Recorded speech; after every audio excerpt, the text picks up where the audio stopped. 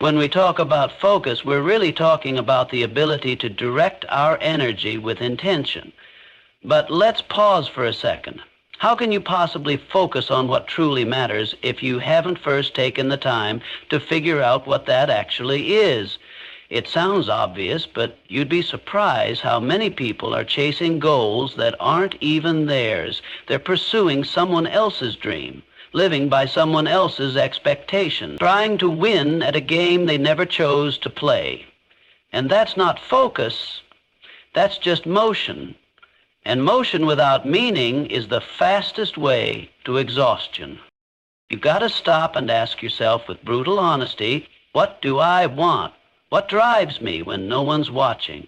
What am I willing to struggle for, not just wish for when things are easy, but fight for when they're not? These aren't easy questions, but they are necessary, because without this clarity, you'll spend your life focused on the wrong things, giving your best energy to distractions that leave you empty. The world has a million shiny objects ready to pull your attention. You'll be pulled in every direction unless you plant your feet and say, this is what matters to me. This is what I stand for. That clarity, that deep understanding of what you value most is your internal compass. It's what keeps you centered when everything around you gets chaotic. You don't get pulled into drama. You don't chase every opportunity. You don't panic when things take time. You stay grounded because you know what you're after. And when you know that, every decision becomes simpler, not always easier, but definitely clearer. Now, let me tell you something I've seen over and over again. People think they need more time, more resources, more support, and yes, those things help. But what most people really need is direction. They need a reason that's strong enough to cut through the noise. When you have that, you stop wasting time on things that don't move the needle. You stop saying yes to what doesn't serve you. Meditative. You stop chasing every distraction because you're not trying to impress anyone. You're trying to fulfill something that's inside of you. You were not put here to live a scattered life. You were not meant to stretch yourself so thin trying to please everyone that you forget who you are. You were built to pursue something meaningful. But meaning doesn't just show up. It has to be chosen. It has to be defined. You have to name it. Otherwise, your focus becomes fragile. One setback, one criticism, one comparison on social media, and you're off course. But when you're anchored in what matters to you, you become unstoppable. Not because life gets easier, but because your purpose becomes non-negotiable. So, I want to challenge you right now. Take the time to do the inner work. Don't just react to life, define it. Journal it, sit with it, ask yourself the hard questions. What would you still be doing if nobody clapped for you? What would you give your life to even if no one understood it? That's where your focus belongs. That's your gold. You don't need 100 paths. You just need the right one. And you already know, deep down, what it is. Choose it. Claim it. Focus on it. And nothing else. Once you've gotten clear on what really matters to you, what lights you up, what gives you that deep sense of purpose, you're going to face your next big challenge, distraction. And let me tell you, the world isn't short on it. Distraction doesn't just come in the form of your phone buzzing or people interrupting you. It comes in more subtle, dangerous forms. The fear of missing out. The need for approval, the pressure to keep up with what everyone else is doing. It comes wrapped in urgency, disguised as opportunity. And if you don't learn to silence that noise, even with the best intentions, your focus will be scattered. Let me be real with you. Most people don't fail because they lack ability. They fail because they're distracted. They're constantly starting over, shifting gears, second-guessing themselves.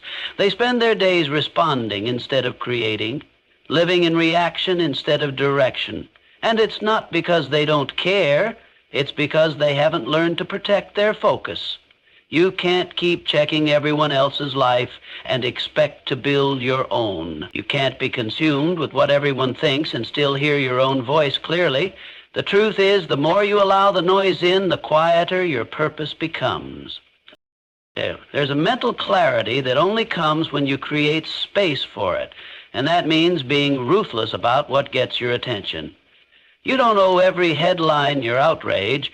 You don't have to scroll through every post to feel connected. You don't need to jump into every conversation or respond to every opinion. The constant consumption is numbing us, and we mistake being busy for being aligned. But there's a big difference. Focus isn't just about zooming in on your goals. It's about zooming out from the chaos around you. It's the decision to shut out the noise so you can hear what matters. You've got to train yourself to become unavailable to distractions. That's a skill. It's a discipline, because distractions will show up every day, some loud, some sneaky. People will want your time, your energy, your emotional bandwidth.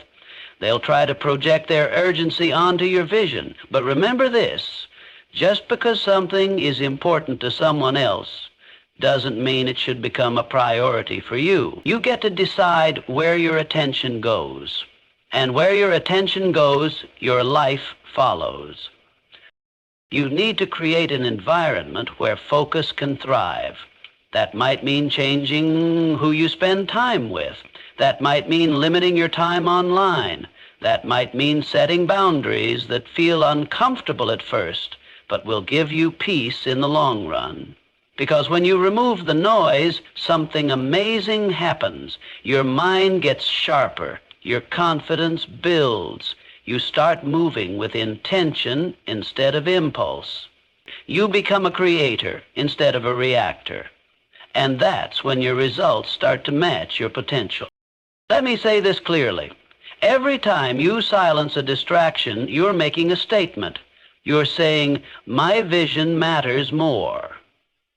You're saying, I'm not here to be everything for everyone.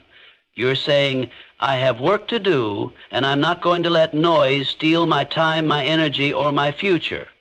That kind of focus isn't just powerful, it's rare. But it's available to anyone who decides they're done being pulled in every direction. So if you're serious about building a life that reflects who you truly are, then start tuning out everything that doesn't align. Your focus is your freedom. Guard it like it is. There's something most people don't like to talk about, but I'm going to say it straight. If you want to focus on what really matters to you, you have to get comfortable saying no. And not just once in a while, and not just when it's easy or convenient. I mean saying no consistently, clearly, and unapologetically to the things, the people, the habits, and the opportunities that don't serve your higher purpose. Because every single yes you give is an investment of your time, your energy, your emotion, and you've only got so much of it. If you're constantly giving that power away, how can you expect to stay focused? Now, I get it. Saying no doesn't come easy to most people. We're wired to avoid disappointing others. We don't want to come off as selfish or cold or ungrateful, but let me ask you this. What's more selfish, saying no to what doesn't serve you, or constantly saying yes and ending up burned out, bitter, and too drained to offer your best to the things and people that really do matter? You've got to stop sacrificing your vision at the altar of other people's expectations. You see, every time you say yes to something that doesn't align with your purpose, you're pulling energy away from what does. You're diluting your focus. And before you know it, you're overwhelmed, scattered, and confused as to why you're not making progress. But the answer is simple. You've been prioritizing the wrong things. And half the time, you didn't even realize you were doing it. You just didn't know. You need to understand that no is not negative. It's not rejection. It's not failure. It's a boundary. It's protection. It's a declaration that your time matters, your dreams matter, your mental clarity matters. You can't build a focused life with open doors to every distraction. So you have to learn the art of intentional decision-making. That means asking yourself before every commitment Does this move me closer to what matters to me, or is it pulling me off track? You don't have to justify your no. You don't have to explain it, soften it, or dress it up to make others feel better. And I promise you this, when you start saying no with confidence, the right people will respect it. The wrong people might get uncomfortable, but that's not your burden to carry. You're not here to live a life of approval. You're here to live a life of alignment. And here's something most people miss. Saying no is not just about other people's requests. It's also about saying no to your own temptations. Saying no to procrastination, saying no to excuses, saying no to the fear that tells you to play it safe, saying no to the voice in your head that says, this is good enough, when deep down you know you're meant for more. You've got to build that muscle. The stronger your no, the more powerful your yes becomes, because it's focused, it's committed, it's real. You don't get the life you want by trying to do it all. You get it by doing less, but doing it with precision, with heart, with fire. Saying no is how you make room for what matters. And trust me, when you finally cut through the noise, stop trying to please everyone, and stand firm in your vision, everything changes. The clarity, the energy, the peace. It all starts with a decision. So say no to what doesn't serve you, because that's how you say yes to what does. You can have the clearest vision in the world, but if your habits aren't aligned with it, you're going nowhere. That's the disconnect for so many people. They want to be focused. They say they're committed, but their calendar tells a different story. Their habits don't reflect their vision. It's like saying you want to run a marathon, but never making time to train. Saying you want to start a business, but spending hours scrolling instead of building. Wanting and doing are not the same thing. Focus demands that you close the gap between what you say matters and how you actually live. Velocity. If your focus is real, it will show up in your routine. It will show up in the way you spend your mornings, in the way you protect your time, in the way you choose priorities over distractions. You've got to ask yourself every day, is what I am doing right now moving me closer to what really matters? Not someday, not when the timing is perfect, right now. Because the truth is, your life is always moving in the direction of your dominant actions, not your dominant intentions. If you keep saying your family is your priority, but you're always too busy to be present with them, something's off. If you say your dream matters, but your habits are built around avoiding hard work, you're lying to yourself. Focus doesn't just mean knowing where you want to go. It means aligning your steps with that direction, even when it's uncomfortable, even when no one's watching, even when it's not glamorous. And I get it. Life's busy, things come up, but here's the reality. You always make time for what you truly value. You might not want to hear that, but it's the truth. If you're not taking action toward what matters, it's not because you don't have time, it's because you haven't made it important enough. And that's okay, but you need to be honest about it. Because once you admit that, you can change it. There's real power in choosing your actions intentionally. It doesn't mean you have to be perfect. It means you show up every day with the awareness that your focus is fragile and you're not going to waste it. You don't wait until you're motivated. You build discipline. You create structure. You make your goals visible, and then you build your habits around them. You protect your mornings. You cut out time wasters. You create rhythms that support your growth instead of sabotage it. You don't have to do 100 things. You just have to do the right few things over and over again. You build momentum through consistency, and momentum is what turns clarity into achievement. This is how you turn your focus from an idea into a force. One aligned action at a time. One choice, one step, one disciplined moment, stacked day after day. And that's where the breakthrough happens. Because in the end, it's not what you say you want, it's what you do that tells the truth.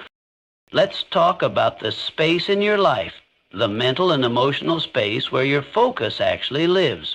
You can have all the clarity in the world, a strong vision, even disciplined habits. But if your mind is cluttered, if your emotions are constantly being hijacked by negativity, drama, or doubt, then your focus doesn't stand a chance. Focus isn't just about what you're doing. It's about what you're allowing into your inner world. It's about the conversations you entertain, the energy you absorb, the thoughts you repeat when no one's listening. You've got to protect that space like it's sacred, because it is. Your mental and emotional energy is limited, and every day the world will try to drain it. There will be opinions flying at you, fears trying to creep in, people trying to pull you into their chaos. And if you don't have boundaries, your focus will get hijacked before your day even begins. That's why protecting your peace isn't just self-care, it's strategy. It's how you stay clear on your mission. It's how you keep your attention on what matters instead of getting caught up in what doesn't. And here's what a lot of people don't realize. Your focus is not just stolen by distractions. It's leaked through the little things you tolerate. The toxic relationships you stay in, the environments that drain you, the inner dialogue that tells you you're not enough, not ready, not worthy. Every one of those things takes up space. And if you're full of all that noise, where's the room for clarity? Where's the room for confidence, for creativity, for commitment? You've got to do a real audit of your emotional landscape. Who are you giving access to your attention? What kind of thoughts are you letting live in your mind rent-free? What kind of emotional patterns are running your day without you even realizing it? Because if you don't take control of that, it will control you. You'll find yourself triggered, distracted, overwhelmed. And you'll call it stress or bad luck or burnout. But really, it's just unprotected focus. It's time to get intentional about your emotional hygiene. That might mean cutting ties with people who keep bringing chaos into your life. That might mean stepping away from environments that no longer reflect who you're becoming. That might mean setting internal boundaries where you stop feeding the fears that keep playing on repeat in your head.